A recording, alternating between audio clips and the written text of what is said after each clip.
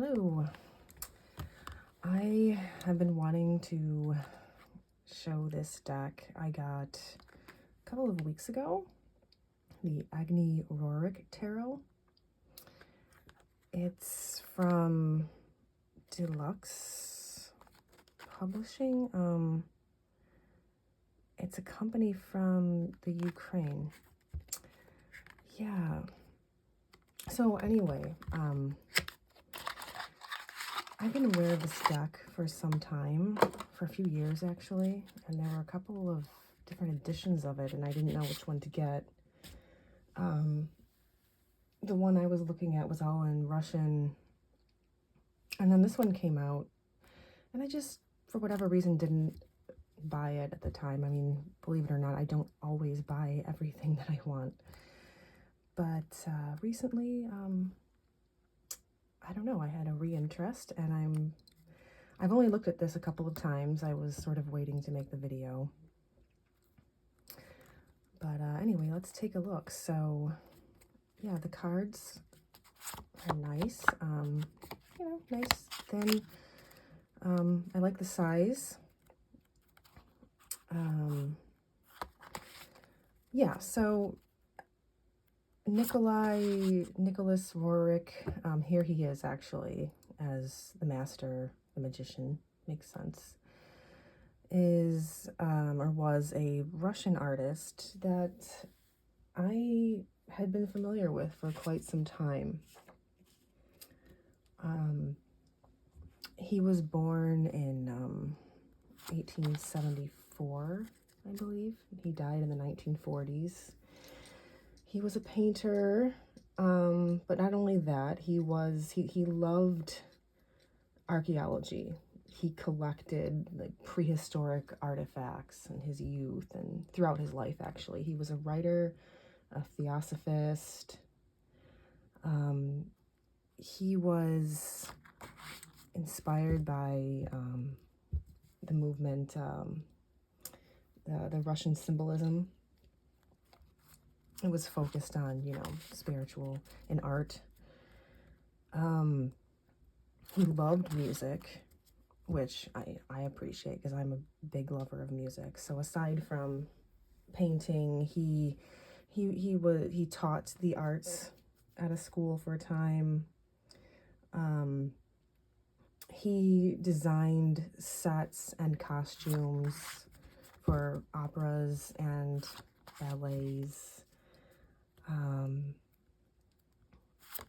Yeah, he became known as a prophet because, prior to World War I, he sensed this oncoming storm, and his paintings from that time were, they reflected that.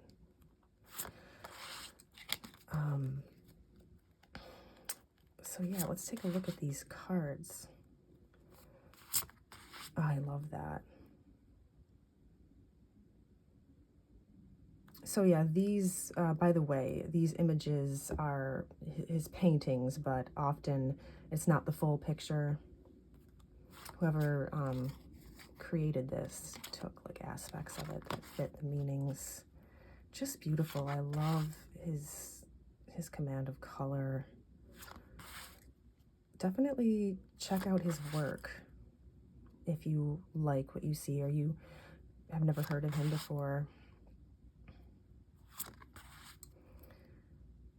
I remember when I first came across him, I had never seen anything quite like it.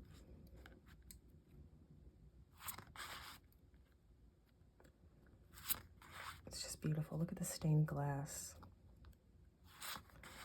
Oh yeah, so I mentioned set designs and costumes. So Roerich was, like the co-creator alongside Stravinsky for the ballet, The Rite of Spring. And that was actually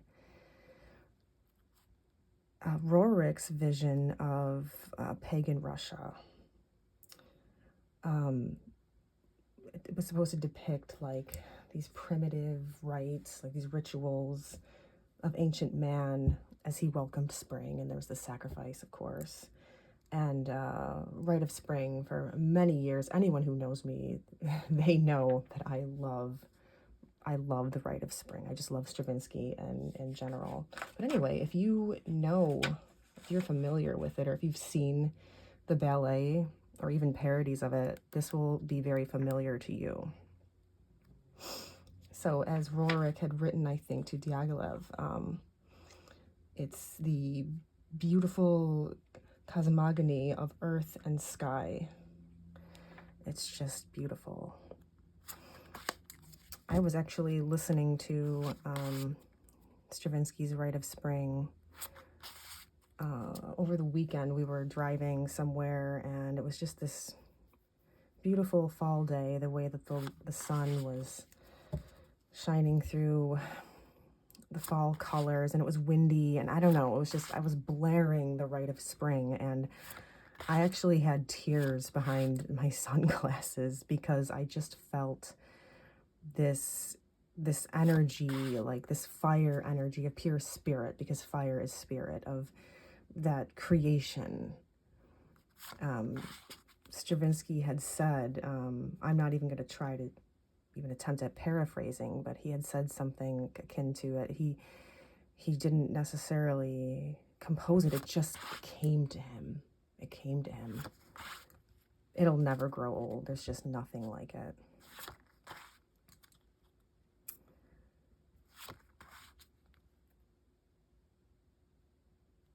I really love this. I can't wait to start using it.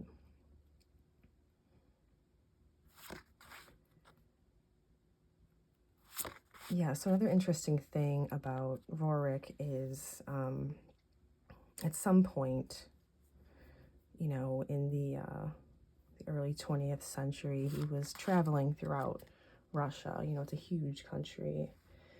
And, you know, he's studying the cultures and the land, and he came across many ancient churches and castles and monuments, and oh, cute. And he had realized that many of them had all fallen into neglect. They'd been in neglect for centuries. And so he formed this, what was it called?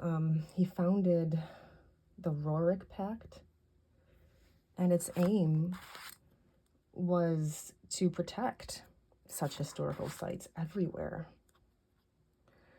And that sort of thinking was, you know, not really heard of or uncommon for that time.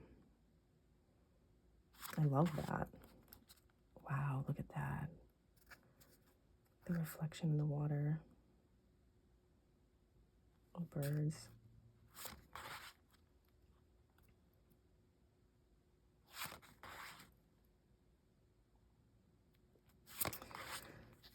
So, Roerich had a really, really great relationship with his wife. By the way, I love this. He really gave her credit where credit was due. She was a very talented woman. She was a writer.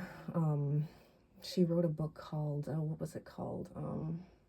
The Foundations of Buddhism or something like that. And yeah, he admitted, like, his wife was tantamount to the creation of his work. He really respected and loved her, and, you know, gave her all the credit, like where credit was due. And that's really nice. I mean, that's not unheard of, but like sort of uncommon. Like, you know, so many of the artists that I admire throughout the centuries, you know, whether they're writers or painters or musicians, their relationships with their significant others have been, you know, not quite so peaceful. you know, tempestuous. So yeah, he was born, I think, in St. Petersburg. And as you can see, like, spiritualism, symbolism is, you know, you see it everywhere throughout his work. I can't really talk very well tonight. I'm still trying to unwind from the day. But this was really my only opening for doing this. Anyway, rambly. He and his wife and maybe his child, they planned this trip to India. And their prime focus was the Himalayas. And they went on this expedition, like, throughout, like, I went through the whole deck, throughout, like, Turkestan and Mongolia and Tibet. And anyway, they ended up settling there, and he founded some sort of,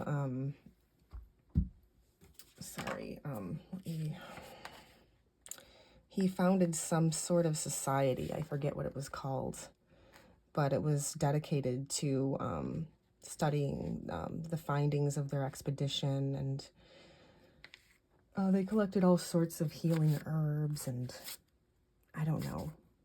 Roerich was just really fascinating. I should probably get his book. He wrote a book about that long expedition throughout the East, and I forget, what was that called? Maybe I can try and find it. I think I wrote it down somewhere on my list of books. The Heart of Asia. Yeah. So anyway, I wanted to mention this little book that comes with it. It's just a little white book. It's quite good. It's a little, I don't want to say unusual, but for a little white book, the depictions are, explanations are a bit, I don't know, like affirmation-y, which is kind of nice for a little white book. I mean, it would be great for a deck like this to have a great big book. But, I mean, there are plenty of books out there on Roerich. I don't have any. I mean, I think I was looking at them years ago, and they were a little out of my price range at the time. But, let me see here. Let me see if I can just, like, read. Let's see. Like, Six of Cups. The Six of Cups points towards an often neglected corner of the human soul. It reconnects us with our childhood innocence. It reminds us about honorable virtues such as kindness and generosity. Knight of Cups. The Knight of Cups is a poet of refined feelings. He represents noble sentiments such as elegance and sensitivity. You may let him introduce you to his world of emotions, but be cautious as he no less often becomes temperamental and loses touch with reality. That's quite standard, I guess, for Knight of Cups. Let's see here. The Hanged Man. You possess an inner strength that might soon be of need. Do not hesitate to use it. A deeply meaningful card, the Hanged Man delivers a compelling message. Take the time to reflect on your life journey. Grasp things from a new perspective. Let others see inside you and put your self-interest aside. Let's see, Strength. You desire happiness and the appreciation of your fellow humans, but do not think that aggression will bring you what you seek. Strength advises you to actions informed by kindness, patience, and love. Anyway, so I'm quite happy with this deck, and that's about it, guys. So that is the Agni Roerich Tarot. I think I found this on Etsy, if you're interested. Anyway, thanks for watching. Bye.